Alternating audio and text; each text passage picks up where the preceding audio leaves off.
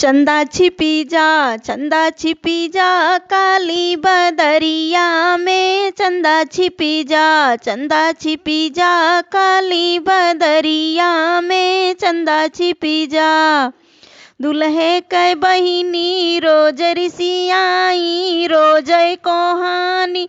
दुल्हे मनावै कोठरिया में। बहनी मानी जा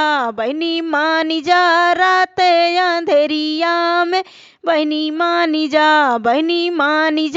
रात अंधेरिया में। बहनी मानी जा चंदा छिपी जा काली बदरिया में। चंदा छिपी जा काली बदरिया में। चंदा छिपी जा समधी कै बहिनी रोज रिसियाई रोज कोहानी। समधी मनावै कोठरिया में। बहनी मानी जा रात अंधेरिया में। बहनी मानी जा रात अंधेरिया में। बहनी मानी जा चंदा छिपी जा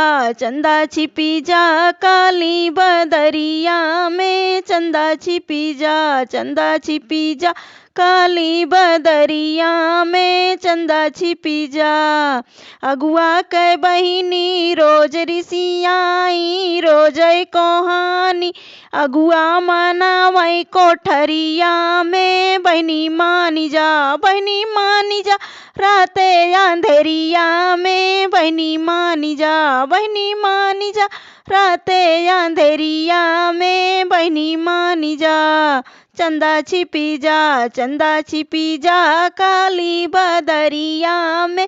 चंदा छिपी जा बरती हवन कै बहिनी रोज रिसियानी रोज कोहानी। बरती हवै मनावै कोठरिया में। बहनी मानी जा रात अंधेरिया में। बहनी मानी जा रात अंधेरिया में। बहनी मानी जा चंदा छिपी जा काली बदरिया में। चंदा छिपी जा।